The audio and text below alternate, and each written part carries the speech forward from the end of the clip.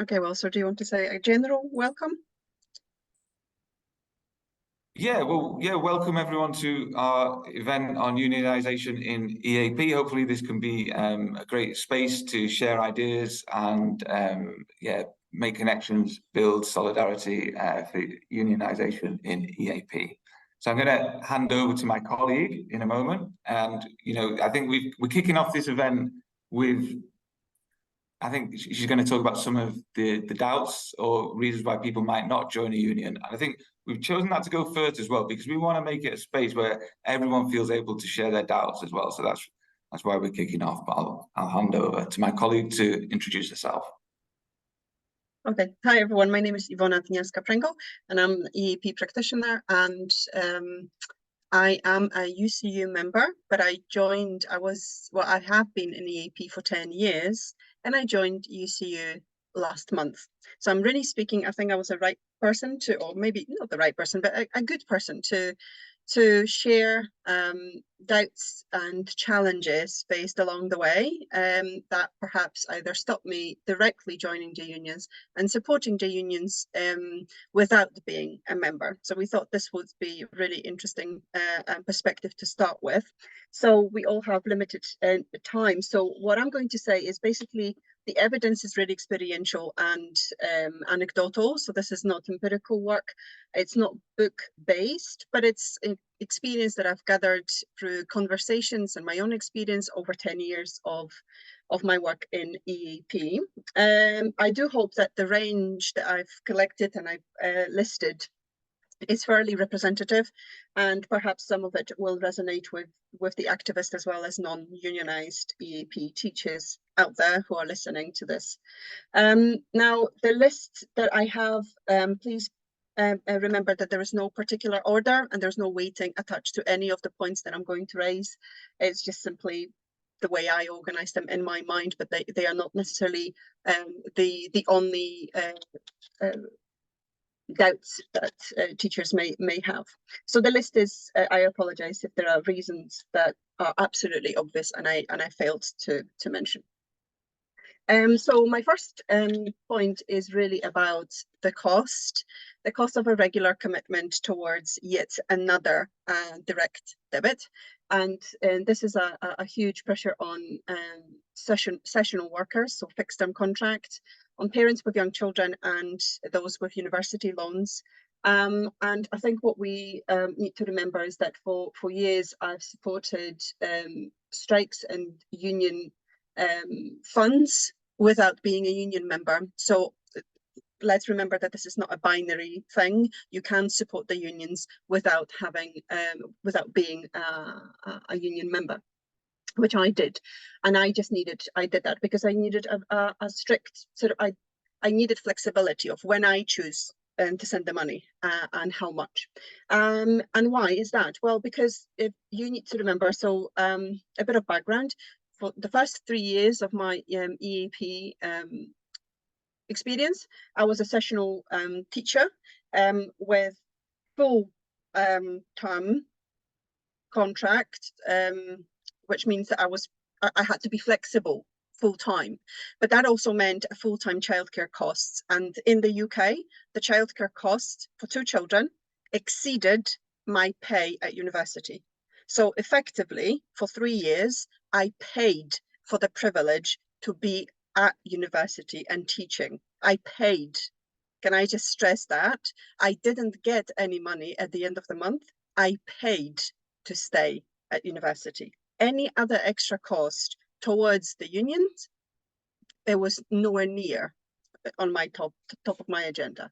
And when I got the permanent post, the debt accrued throughout the years did not disappear, and children did not stop growing. So when we talk about the cost, it has a real implication for people. So I don't think we should really ever dismiss it as this is only £20 per month, or this is only £30 per month. This is the same as Amazon. No, it's not.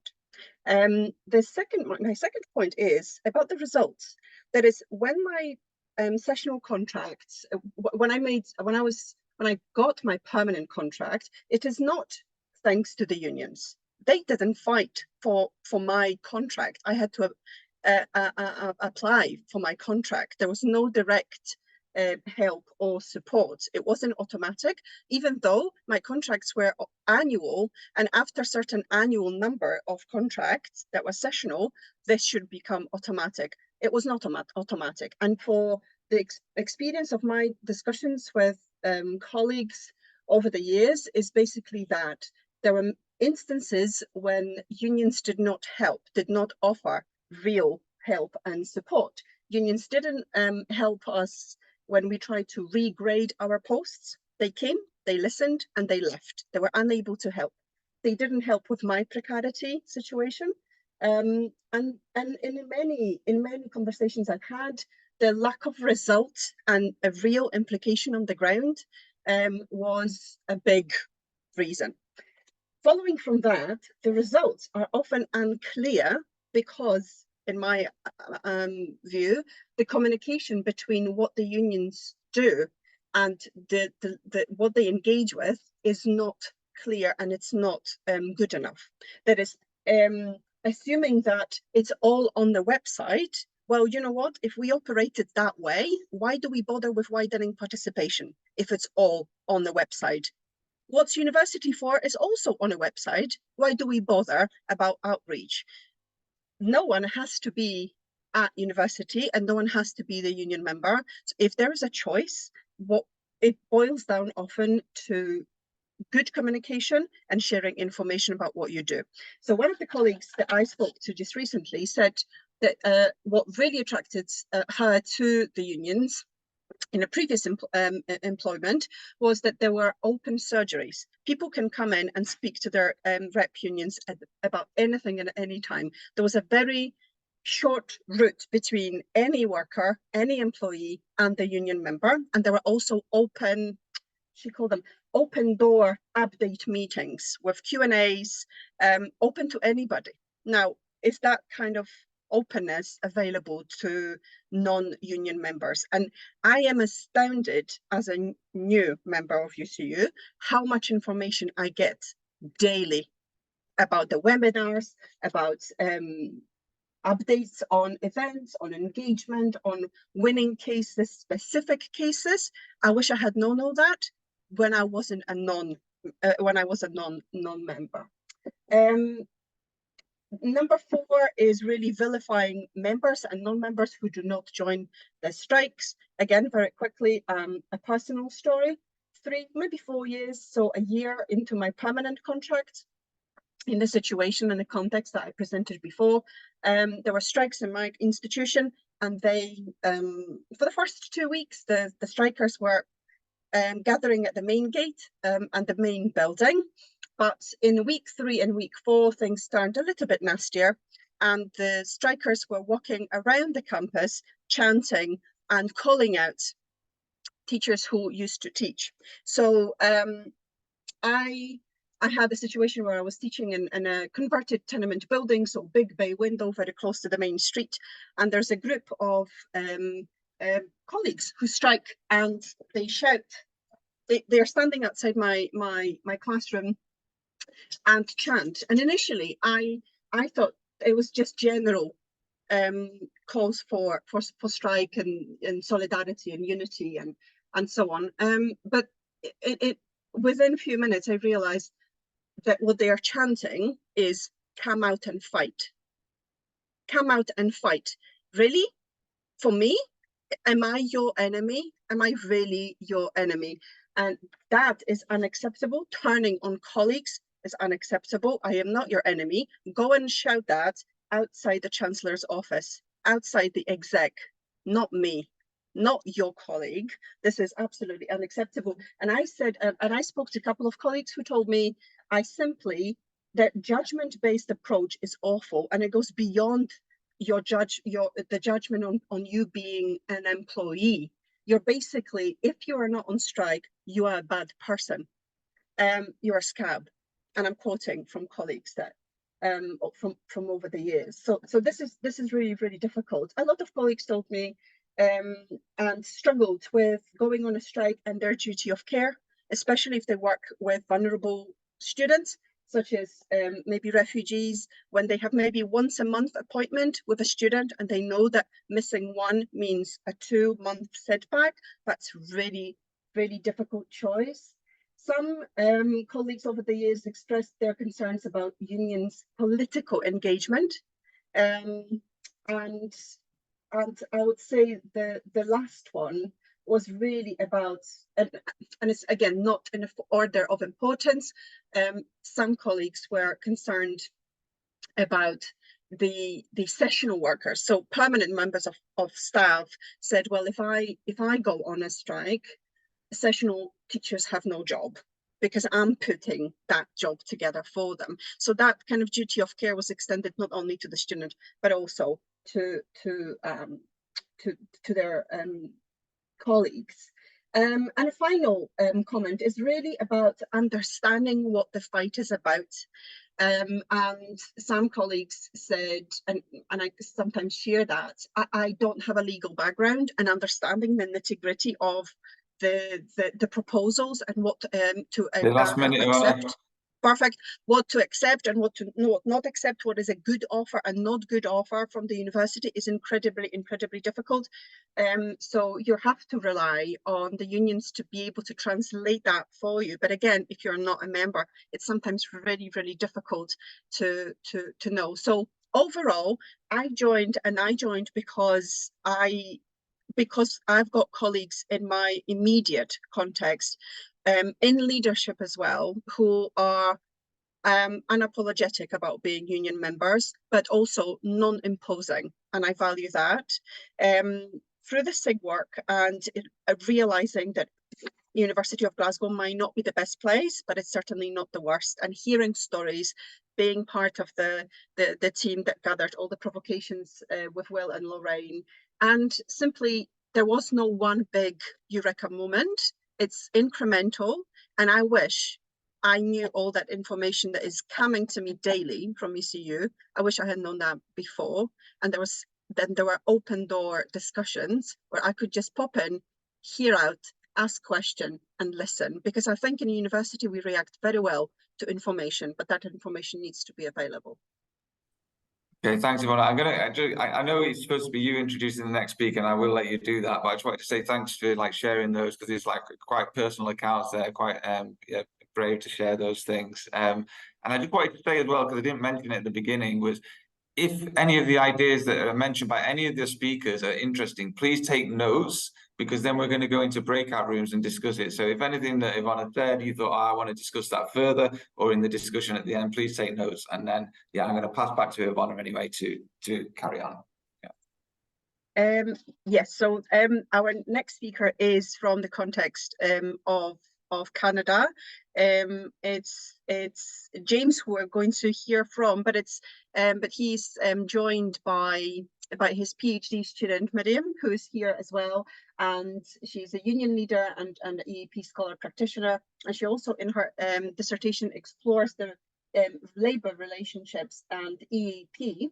So I hope that Miriam will speak to us a bit later for the open floor discussion, but now we're going to hear from James about the Canadian context.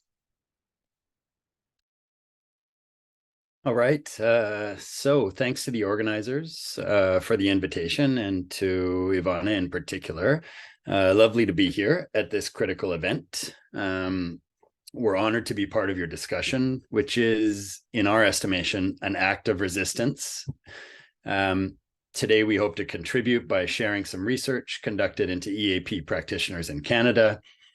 I'll present the results of 2 recent studies I carried out, the first with my colleague Julia Williams, and the second with my colleagues Jennifer McDonald, John Mendelson, and Leo Gomez. And then we'll discuss their relevance to the debate surrounding unionization as a potential tactic of resistance against what I would describe as neoliberal mismanagement at our institutions of higher education. An initial caveat here is that the data that I'm going to present very quickly is nowhere near comprehensive to speak enough to speak to the entirety of the lived experiences of Canadian EAP practitioners. But hopefully sharing this work will serve to amplify the voices of many of those who are currently acting as directors or instructors at Canadian University College and Private Language Institute EAP programs. And hopefully this can serve as a useful comparison for scholar practitioners in the UK and beyond, and stimulate some meaningful discussion today. So, as Iwona mentioned, I'm James, and I'm happy to be joined by my colleague, Miriam. We are critical applied linguists from York University. And as you can see, this lens, which sort of frames our work in this area, when applied to EAP, this approach demands a focus on, as this quote makes clear, the often unequal social relations of power in academic language teaching and learning. And this lens or this framework guides our professional activities. And I would suggest sort of drawing on Alistair Pennycook's description of critical applied linguistics, today is an instantiation of doing critical applied linguistics. So the first study I'll share with you is about Canadian programs and practitioners. And so here was some of the rationale for doing this work. It sought to chart the landscape. So this was a large-scale project trying to understand the landscape of EAP all across the country at any institutions where this type of work was happening, right? Which these areas are fuzzy. The boundaries are fuzzy. What counts as EAP is fuzzy. But we hoped to better understand the experiences of practitioners and focus particularly not just identifying where are these programs happening and who's doing this work, but what's their perception of professional satisfaction. And thus, in doing this research, hoping to elevate their voices and ultimately recognize, validate, and improve the lives of EAP practitioners. So we're not going to spend almost any time on this, but for those of you who are into this sort of thing, here is the methodology of the study, a sequential mixed methods design, starting with a survey and using those results to inform the next phase, which was semi-structured interviews with 18 EAPers from across the country from different institutions. So the questions we were trying to answer is, where, how, and by whom is this thing we call EAP happening, and what's the professional satisfaction of EAP practitioners? So here's just a quick little snippet of some of the findings with respect to precarity and uncertainty, right? So again, I want to highlight that there were lots of reasons shared with the researchers about why EAPers were satisfied, including establishing meaningful connections with colleagues and students, seeing students succeed in school and life, et cetera, et cetera. But there was also a widespread sense of dissatisfaction, and in particular, related to the precarity and uncertainty of this work. So what we found overall was there were conflicting perceptions of what it meant to be an EAP practitioner, right? Some folks evoked the butler stance, both in how they felt they were perceived by their institutions, as well as how they perceived themselves. Evidence of internalizing that sort of understanding of practitioner life, and others saw themselves as an invaluable level of support in terms of supporting students, supporting the disciplines at the university. And one of the other things we noticed was evidence of differential lived experiences, right? So, and the main factor that was correlated with the different sense of agency and satisfaction was job stability, right? So those with less felt less satisfied and lower sense of legitimacy.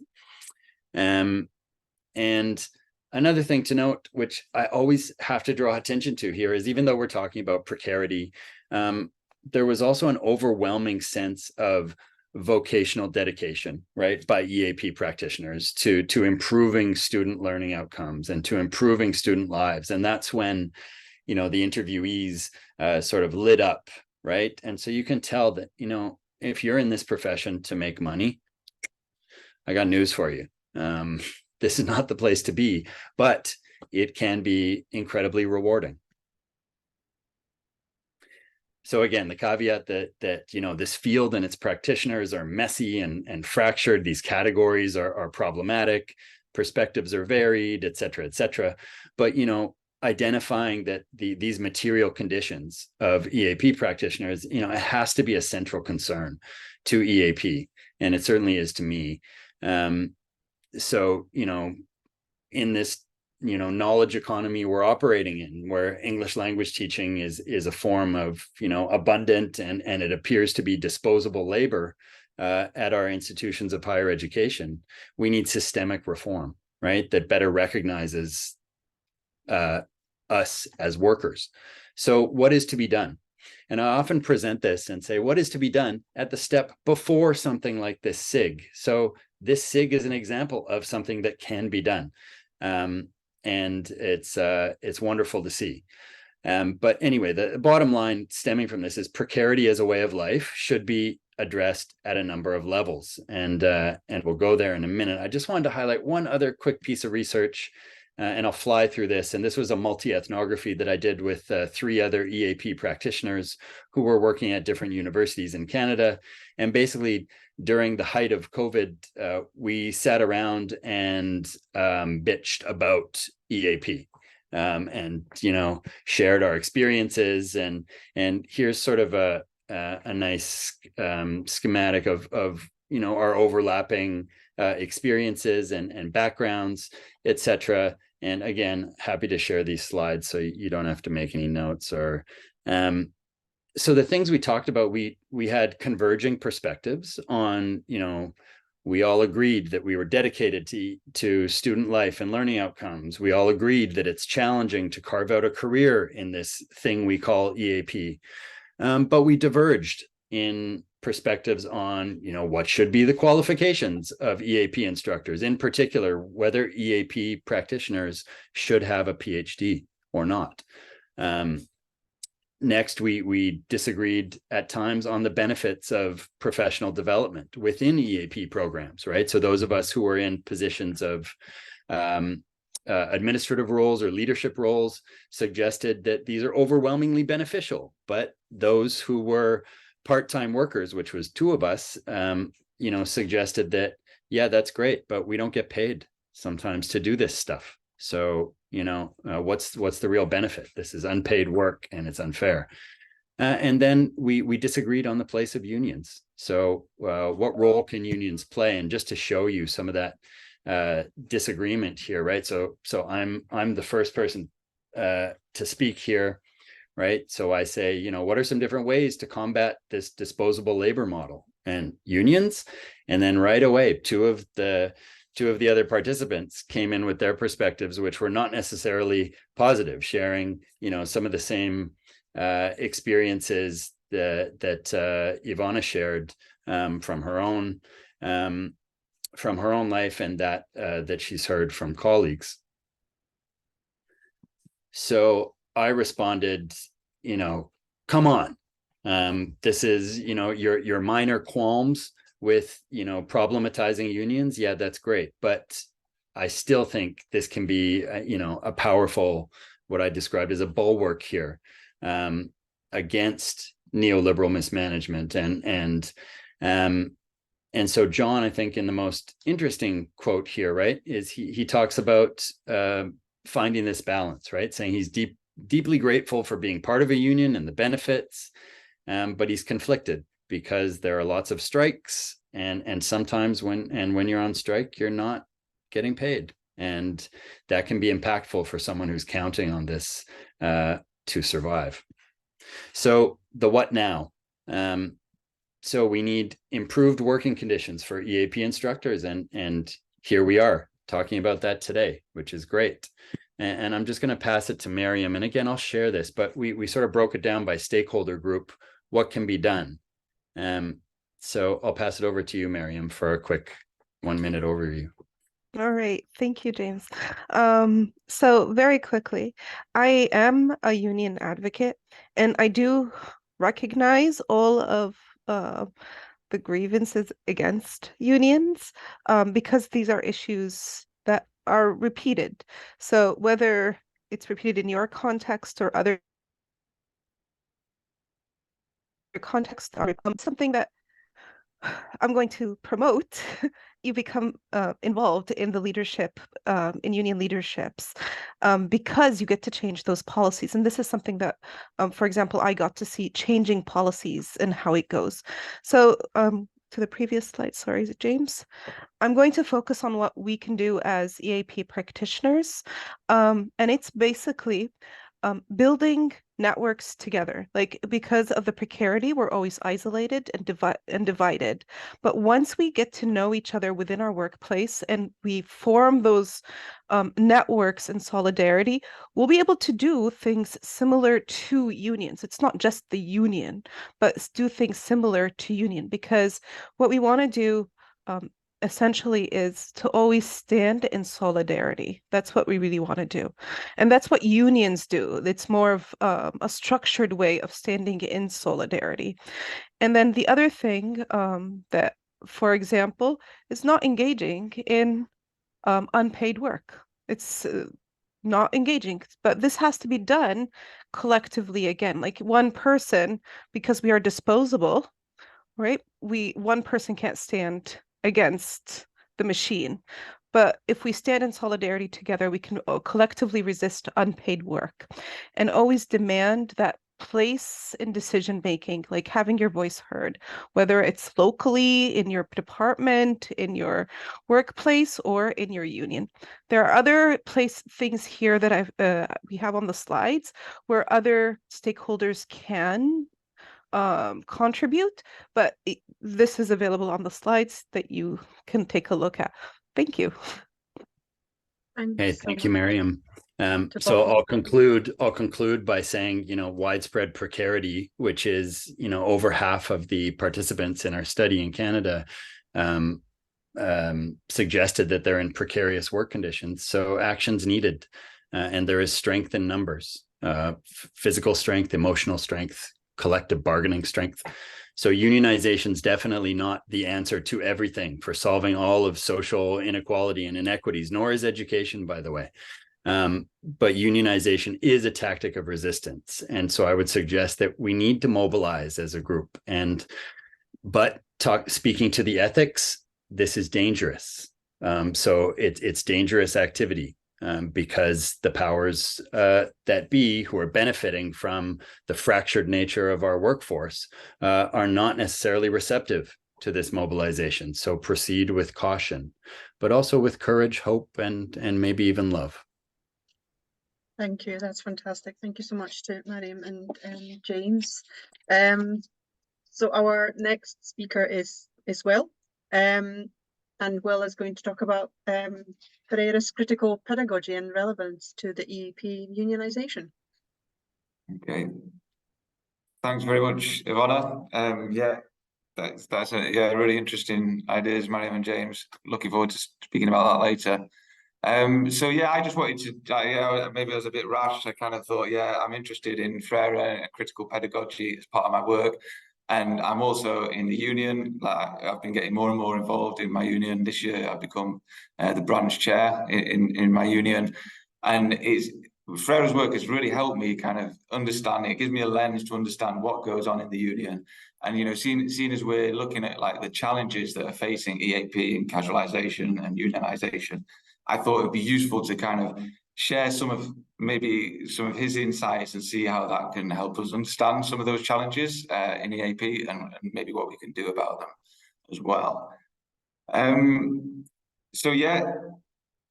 For those of you who don't know, he was a Brazilian educator. I'm not going to go into his life, but he spent his life working with oppressed people in Brazil. And he's widely regarded as one of the founders of critical pedagogy. In particular, this book, which all the ideas I'm going to share today are based on this book, Pedagogy of the Oppressed. And I think like his fundamental idea really was that education should empower people to critically engage with their context, their oppressive realities, so all of the oppressive structures around them, in order to try and change them, try and transform them. That's what he believed. And so, just to introduce like a couple of concepts. So this first one is a culture of silence. I don't know if he actually used those words explicitly, but that's what he was talking about. Was you got the quote, one of the greatest obstacles to the achievement of liberation, because he talked about how we can become more free and how we can become more human, is that the oppressive reality absorbs those within it and thereby acts to submerge human beings' consciousness. Functionally, oppression is domesticating. So we're kind of, this idea is that we're kind of become so used to all of the oppression that it just becomes normal for us. And we don't even necessarily realize that we're being oppressed, and we're unaware of it, or even if we are aware of it, we don't think we're able to change that. So that's a culture of silence. And kind of connected to that as well, he spoke a bit about the fear of freedom, I think, and there's a few people who spoke about fear of freedom. I think, his ideas came from Eric Fromm.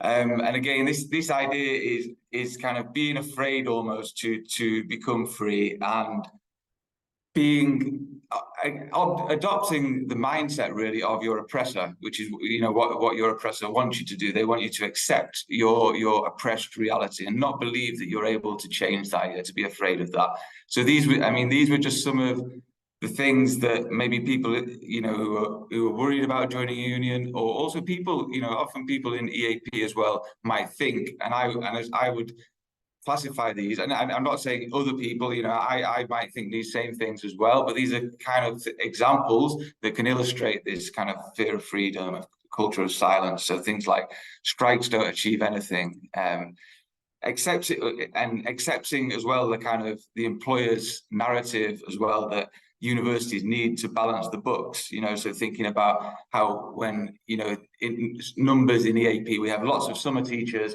and then we reduce it for the rest of the year. We can't possibly employ people on longer contracts because that's where the money is, and that's so, and kind of accepting that rationale as just normal and the status quo. And then obviously lots of people come from the English language teaching field as well, so then when you kind of finally get a job in EAP, then in comparison, it seems relatively good. So you think, well, I don't want to kind of rock the boat or go beyond that because, it seems good. I don't want to ask for more because it's already better than what other people are getting. And then this kind of worry, this happened to me as well. When strikes happen, you're on a precarious contract. I might not get another contract if I go on strike. They might not hire me back next year. So all of these kind of things. These are just examples that I think are relevant to the field of EAP. And so, one of the things that Freire suggested as well, he said, what is really important in any kind of education is that you connect it to the lives of the learners, of the students, and look at the oppressive conditions in their lives. You have to understand the context. You have to understand what is oppressing you, and then also understand the reasons behind that oppression as well. And then when you can understand that enables you to then be able to transform and change it. So just to kind of highlight some of the things that I identified, and I'm really grateful for James for his presentation as well, because he provided some more evidence from this, some more empirical evidence. This is just from a lot of this is from my own experience, although there was also a really good paper there from Courtesin and Kazani, interestingly also from the Canadian context. I couldn't find anything from the UK context. So I think maybe if anyone else has got any more research on this in the UK context, that would be great to find as well. But this idea that one of the things is we're precarious in EAP. Lots of people, because they're precarious as well, they don't have a pension. You're constantly looking for work every summer. As people would be familiar with, I did years and years of doing a summer contract, pre-sessional, and then having no job and having to go and find a new job. So you're constantly insecure. And I remember, I think I was 36 when I first got my first permanent role, and the relief of that, I never realized how much that affected my life. Yeah, how stressful that was with the family. And when you finally get that permanent role, you realize actually how precarious you actually were. Low pay, you know, especially if you're precarious, you get paid less than the people who are permanent. Lots of people work in English language teaching, private providers, they're used to low pay. Yeah, so like I said before, when you come to EAP, you think, oh, this is good pay, but actually when you really think about it, no, it's not. And then because of those precarious reasons as well, lots of people aren't in unions. Yeah, they're only at a university 3 months of the year. They think, well, you know, why bother? Why spend that money if the rest of the year I'm not at a university? We're deprofessionalized again. You know, this was in some of the literature as well. You know, we don't have access to the library throughout the year. So for 3 months of the year, you can be a professional with proper resources, and then for the rest of the year you can't. You're not maybe in professional associations like BALEAP because you have institutional memberships. We don't have autonomy over our teaching, especially in pre-sessional courses. We get told this is what you've got to teach. They can often be very top down, not always, but often that is the case. And yeah, I just think we're often considered not really as full-blown researchers or academics or scholars. We're considered as teachers, and often our contracts reflect this as well. We're put in professional services departments with no opportunities for promotion. You know, all I can get is grade 7. I can't go above that unless I become a manager. We have very intensive teaching loads. I remember when I first came, I went down, I was doing 36 hours in English language teaching a week of contact time, teaching time, yeah, which was yeah, very, very demanding. And I came down to 16 hours at university, and I thought, wow, this is brilliant. But then actually, when you then realize all the other things that you have to do in a university, 16 hours is also a lot. Yeah, and yeah, this concept of magic time, we have to do lots of things working for free. If you're working on a pre-sessional in the summer, then you might get contacted when your contract's finished by a student saying, oh, can you write me a reference, for example? Yeah, so you do a lot of work for free as well, which James also mentioned. So how long have we got, Iwona? 1 minute. Just 1 minute. So basically, yeah, so what can Freire tell us? So again, it's only by sort of engaging in this context that we can take part in actually trying to overcome it. Yeah, we have to believe that it's possible. We can't believe that it's a closed world, that this is all we can accept, these terrible conditions in EAP. We have to believe that we're able to transform that. Yeah, and it's only when that we do that, and he said it's only when we get organized, when we come together and we discuss it through dialogue, that we suddenly begin to believe that we can actually do that. Yeah, and so he said it has to involve praxis. Yeah, that's so reflecting and then taking action upon the world. Yeah, and so I want to connect that finally very quickly to unions, Iwona, because that's what unions can do. Yeah, so unions provide a space to raise that critical consciousness that Freire was talking about. They provide forums for dialogue and reflection, and it leads to action. You know, you can go on strikes, and strikes give you the space to get together and discuss things. Unions are always creating group meetings that are very democratic, very dialogic, and so it allows us to understand our context. Yes.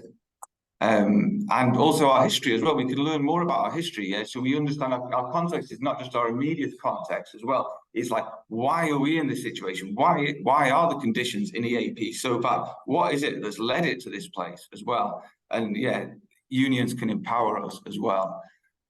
So yeah, I kind of made the case for that.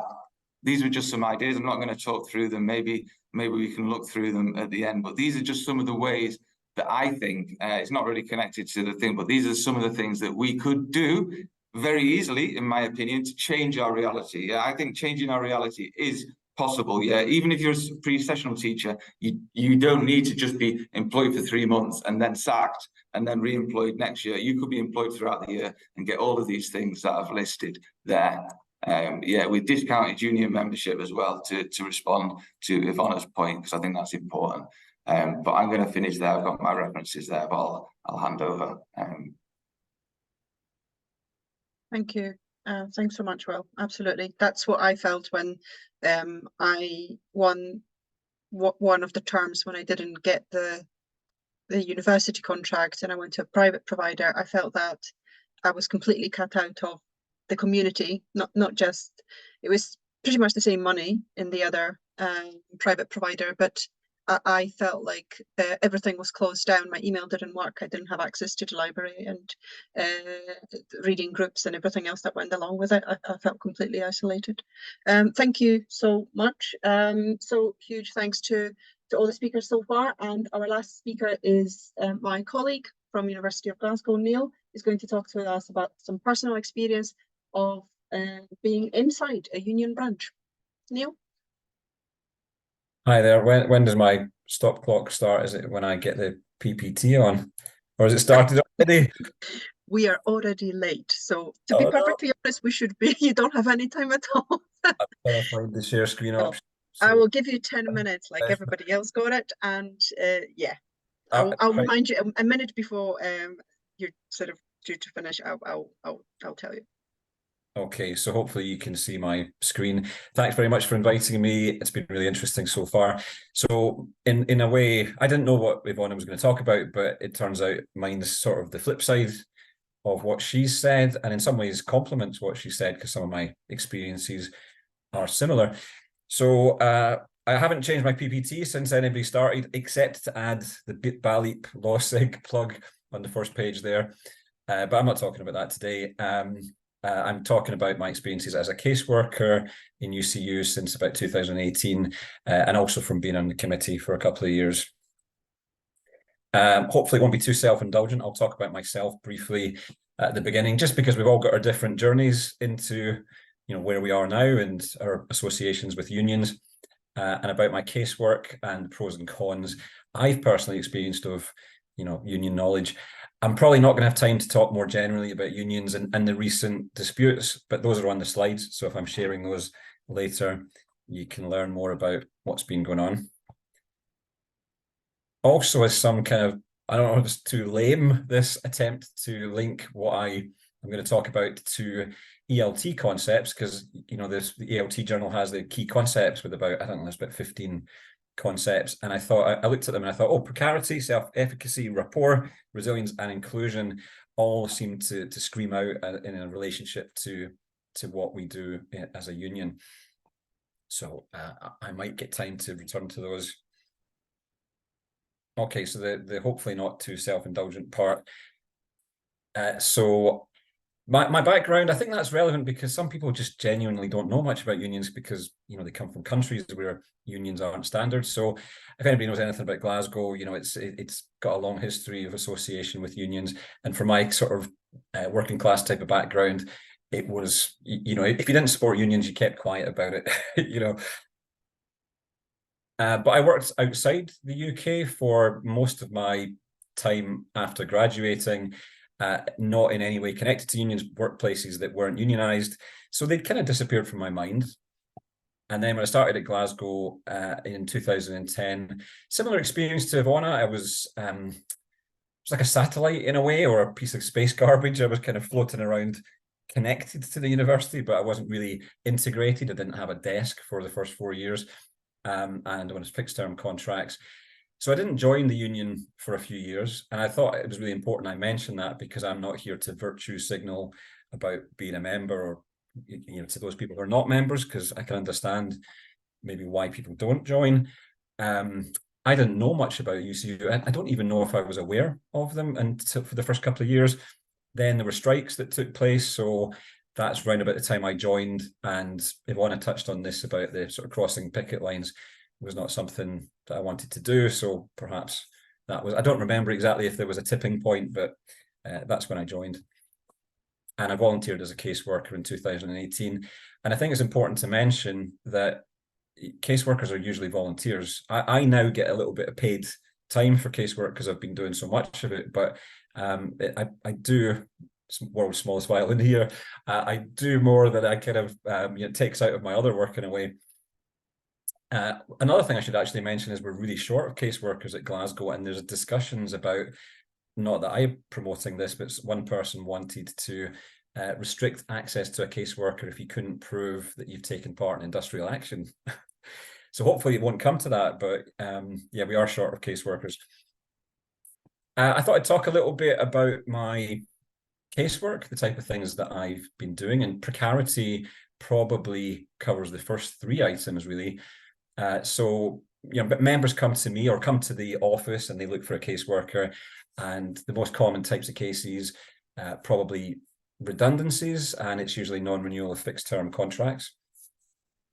So I've got a reasonable success rate with that, but if there's a genuine reason not to renew, then there's usually not much we can do. But you're sort of holding HR's feet to the fire, because sometimes they're not really trying and there's not a justification for not renewing the contract.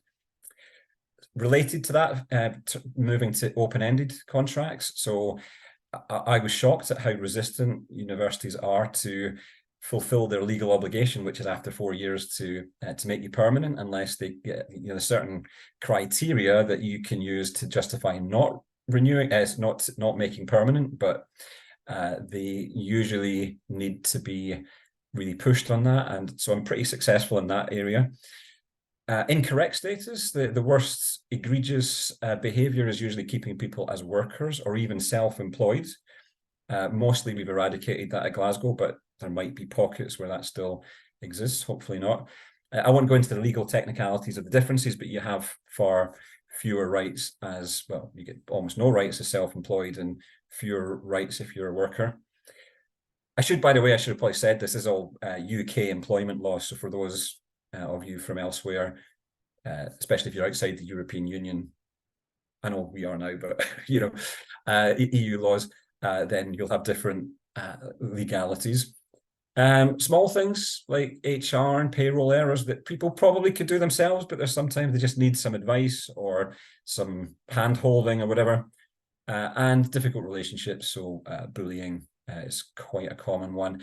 A recent couple of cases I've had really interesting is where, in a way, it's students bullying staff, which might surprise you, but using the complaints procedure as sort of the process as the punishment type of idea, where there's not really much of a claim, but they complain about staff member. By the way, I'm not looking at the chat here at the moment because I've only got my 10 minutes, so just apologies. Some of my experiences, positive and negative. Can I just check the time, by the way? How long have I got for this? 2 minutes, 2, 3 max. 2 or 3, okay. Positive. Now, funnily enough, some of these will actually be echoing what Iwona said. So on the positives, I think that one of the main ones is just how genuine a lot of the people are that are involved in the union, like good people, and they from across the spectrum in terms of their position in the university. You know, you get professors in there doing great work, and they're very, very down to earth. The USS pension victory was huge. Iwona mentioned about the cost of membership, but you know, if you're paying £30 a month as a membership fee, you've just got from January, if you're in the USS pension, you've just got probably net cash well over £100 a month from the USS pension victory. So, you know, your union membership's paid and some. And also this local pay deal that we got at Glasgow, that's also paid for your membership fees. So those were collective action, obviously. Subcommittees that form when they get more active members. So the type of experiences Iwona and I had, if there had been the casualised staff subcommittee, we might have got picked up with some of our issues that weren't getting picked up before. And like I mentioned about holding HR's feet to the fire and sort of checks and balances. Some of the negatives, political issues and wedge issues. Social media is full of people flouncing out of UCU because they don't agree with Israel or Palestine, or they don't agree with gender or sex biology, or they don't agree with Russia, Ukraine, you know, like people taking stances. So that's one of the negatives. I've not done that myself, but there's plenty of things I've disagreed with UCU in political terms. Not countering transfer aggression, which is really about the thing of, you know, you go on strike, are students blaming the strikers? Are staff who are not striking blaming the staff that are striking? So I don't think we're always great at countering that transfer of aggression. I'll skip over the next one. Free riders, I think Iwona didn't use the term, but this conflict between the people who are paying their fees and they're sacrificing their salary, get annoyed with the people who are going to work and getting the benefits. So that, what I'm saying about that is I don't think it helps anybody by shouting free rider or scab at those people. I think we need to have a more softly type of approach with non-members. Lack of understanding, again, that's related to these committees, that the more committees there are, the more members from different areas, the better the understanding. And sometimes people get poor service from caseworkers because we're volunteers and, you know, we're not experts. I'll stop there probably. That's just me returning to those concepts, and you can maybe look at those keywords and maybe pick out some of the relationships that, that from what I've talked about in relation to the ELT concepts. And if I share my slides later, you'll get, I'll come back to the slide, but you'll get some of the details. That's our fee structure, for example, and this is about union density. So, and some links at the end related to the recent industrial action. So thank you so much. Yeah, huge thanks, Neil. And we're going to share every, you know, if you share slides with us, we'll certainly put the recording and the slides alongside on our website. So I'm going to stop the recording now.